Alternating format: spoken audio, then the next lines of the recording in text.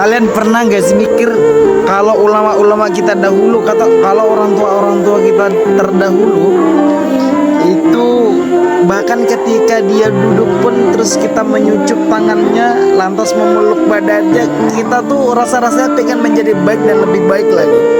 Kenapa seperti itu? Hah?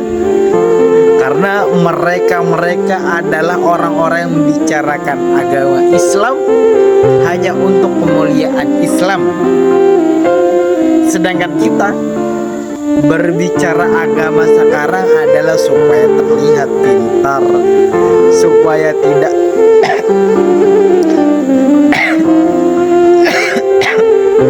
supaya dipandang sebagai orang yang pernah mondok atau lulus pada daurah tertentu. Na'udzubillahi min dzalik.